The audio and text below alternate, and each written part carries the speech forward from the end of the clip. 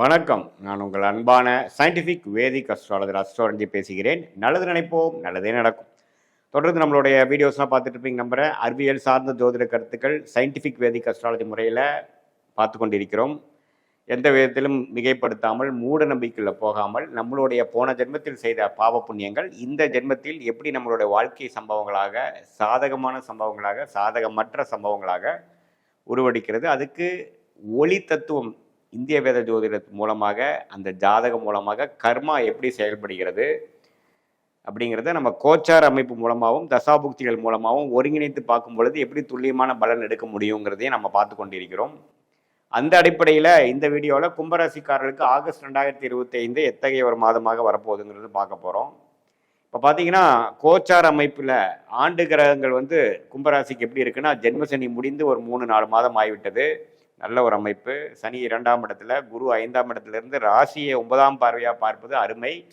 ராசிக்குள்ள ராகு 7ஆம் இடத்துல கேது. ராகு குருவால் பார்க்கப்படுகிறார். ஸோ ராகு என்னதான் ஜென்மசனி முடிந்தாலும் ராகு ஒன்றுமே ஒரு இருள் கிரகம் என்று சொல்லப்படுகிற ராகு ராசிக்குள்ளே இருப்பது கொஞ்சம் கும்பராசிக்காரங்களுக்கு சில விஷயங்கள் கான்ஃப்ளிக்டிங்காகவோ, சில விஷயங்கள் மன உளைச்சல்கள், உறவுகளில் சில டெசிஷன் எடுக்கிற விஷயத்தில் அதுலாம் ஒன்றுமே கொஞ்சம் சிரத்தையாக பண்ண வேண்டியிருக்கும். நிறைய ஆக்டிவிட்டி போயிட்டு இருக்குதுங்கிறது அந்த ராகுவின் சஞ்சாரம் காட்டுது. ஆனால் குருவின் பார்வை பார்த்திங்கன்னா அதில் கொஞ்சம் பாசிட்டிவான விஷயங்களாக வருது.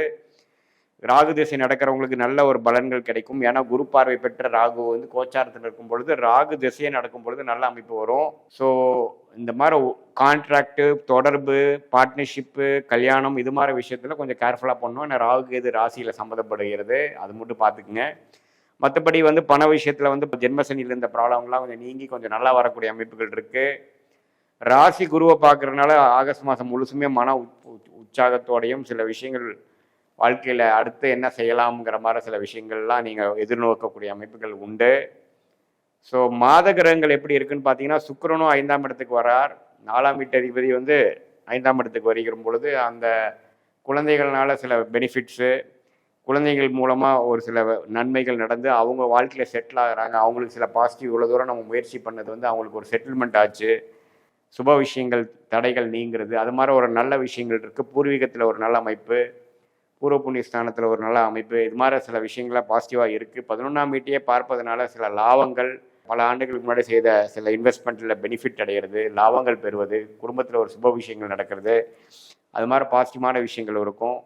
இப்போ பார்த்தீங்கன்னா சில பேர்த்துக்கு இந்த 9ஆம் இடம் என்று சொல்லப்படுகிற சுக்கிரனே ஜூன் ஜூலைலாம் கொஞ்சம் கடுமையாக பாதிக்கப்பட்டு வரும் பொழுது தந்தையார் விஷயங்கள்லாம் சில பேர்த்துக்கு சில பிரச்சனைகளாகுது. அது மூலமாக சில கைக்கு சில விஷயங்கள் இவங்களே செய்யணும் அப்படிங்கிற மாதிரி சில பூர்வீக விஷயங்கள்லாம் வருது. அதே சமயத்தில் 7ஆம் இடம் என்று சொல்லப்படுகிற சூரியனே பார்த்தீங்கன்னா மாதத்தின் ஸ்டார்டிங்லாம் பார்த்தீங்கன்னா 2 வீக்ஸ் 6ஆம் இடத்துல இருக்கும் பொழுது நீங்கள் யாரோட பழகுறீங்க அது மாதிரி விஷயத்தில் கொஞ்சம் கேர்ஃபுல்லாக இருக்கணும். பங்குதாரர் விஷயத்தில் கொஞ்சம் கேர்ஃபுல்லாக இருக்கணும். ராகு கேதுகளை கேது 7ஆம் இடத்திலும் ராகு ராசியில் இருக்கிறாருன்னு சொல்லிக்கிறேன். அதே மாதிரி புதனும் 6ஆம் இடத்துல இருக்கிறார். ஸோ உடல் உபாதைகள், கொஞ்சம் வம்பு வழக்குகள், கருத்து வேறுபாடுகள்லாம் கொஞ்சம் நீங்கள் பழகிற விஷயத்தில் இருக்கக்கூடிய அமைப்புகள் அந்த மாதிரி அந்த 6ஆம் பாவம் கொஞ்சம் வேலை செய்யுதுங்கிறது நீங்கள் தெரிஞ்சுக்கணும். ஸோ கொஞ்சம் கேர்ஃபுல்லாக இருக்கக்கூடிய அமைப்புகள் இருக்குது. மற்றபடி பார்த்தீங்கன்னா எப்போவுமே அந்த ஜென்மசனி முடிஞ்சதுக்கப்புறம் சில இது ஃபாஸ்ட்டாக செய்யலாம்னு நினைப்போம். அது கொஞ்சம் பிளான் பண்ணி நம்ம பண்ணணும். பங்குதாரர் ஏதாவது தொழிலில் இருக்கிறவங்க ஒரு புதிய பார்ட்னர்ஷிப் பண்ணுறதா இருந்தாலும் சரி, வேலையில் இருக்கிறவங்க வேலையை மாறுதா இருந்தாலும் சரி, அபிவிருத்திக்காக ஒரு இன்வெஸ்ட்மெண்ட்டில் இருக்கிறவங்க பெரிய இன்வெஸ்ட்மெண்ட் பண்ணுறதா இருந்தாலும் சரி, கொஞ்சம் எல்லாமே யோசித்து செய்யக்கூடிய அமைப்பு இருக்குது. ஏன்னா ராகு ராசிக்குள்ளே இருக்கும் பொழுது கொஞ்சம் கிளாரிட்டி மிஸ் ஆகும். மற்றபடி பார்த்திங்கன்னா நல்லா உத்வேகமாகவும் செயல்படுறது, குழந்தைகள் விஷயங்கள், கல்யாண விஷயங்கள், காதல் விஷயங்கள் எல்லாம் நல்ல அனுகூலம் ஆன ஒரு அமைப்புகள் உண்டு. ஜென்மசனியில் கஷ்டப்பட்டவங்க எல்லாமே இப்போ மீண்டும் வாழ்க்கையில் ஒரு உற்சாகமும் நல்ல ஒரு குரோத் ஓரியன்டாக ஒரு புதிய உத்வேகத்தோட சில திட்டங்கள் தீட்டி நல்லாவே மேலே வரக்கூடிய அமைப்புகள் உண்டு. ஓரளவுக்கு நல்ல அமைப்புகள் நிறைந்த ஒரு அமைப்பாக இருக்கிறதுனால மாணவர்கள் பார்த்திங்கன்னா 6ஆம் இடத்துல புதன் இருக்கிறதுனால இந்த ஆகஸ்ட் மாதம் முழுது கொஞ்சம் கான்சென்ட்ரேஷன் பண்ணுறதுல கொஞ்சம் மிஸ் ஆகணும். கொஞ்சம் எஃபோர்ட் அதிகமாக போட்டு தான் படிக்கணும். வருங்கோடைய மாதத்தில் அது ஒன்றுமே கொஞ்சம் நிறைவாக வருது. ஏன்னா மாதத்தின் இறுதி பார்த்திங்கன்னா சிம்மத்தில் வரக்கூடிய புதன் இன்னும் கொஞ்சம் நல்ல கிளாரிட்டி கொடுக்கும். இதுதான் ஓரளவுக்கு ஜென்ரலான ஒரு அமைப்புகள் கும்பராசிக்காரர்களுக்கு. இது ஒரு பொதுவான அமைப்புகளே தவிர உங்களுடைய ஜென்ம ஜாதகத்தில் நீங்கள் பிறந்த தேதி, பிறந்த நேரம் வைத்து எது மாதிரி தசாபுக்தி போய் கொண்டிருக்கிறது, நீங்கள் எந்த லக்னத்தில் பிறந்தீங்க.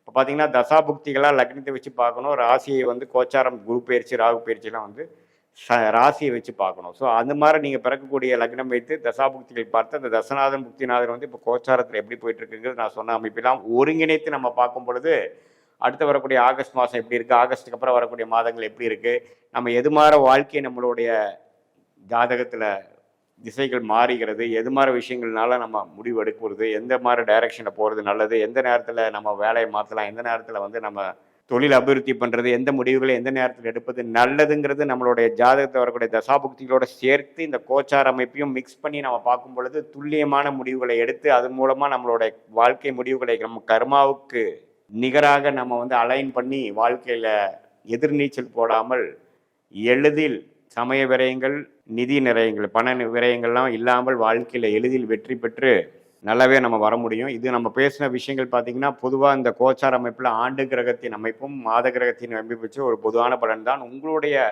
ஜென்ம ஜாதகத்தை வச்சு இதை ஒப்பிட்டு சேர்த்து வைத்து பார்க்கும் பொழுது உன்னுமே வரக்கூடிய எதிர்காலம் ஷார்ட் டேர்ம் எப்படி இருக்குது, லாங் டேர்ம் எப்படி இருக்குது, எந்த துறையில் எப்போ போகலாம், எந்த மாதிரி விஷயங்கள் எப்போ நடக்கிற மாதிரி இருக்குது, நம்மளோட ஜாதக அமைப்பு எதை காட்டுது, அது மாதிரி விஷயங்கள்லாம் நல்லாவே சயின்டிஃபிக் வேதிக் அஸ்ட்ராலஜி முறையில் துல்லியமாக நம்ம அனலைஸ் பண்ணி அது மூலமாக எடுக்கக்கூடிய வாழ்க்கை முடிவுகள் வந்து நமக்கு எளிதில் வெற்றி பெற முடியுங்கிறது நான் கேட்டுக்கொள்கிறேன். மீண்டும் மற்றொரு காணொலியில் சந்திப்போம். நன்றி, வணக்கம்.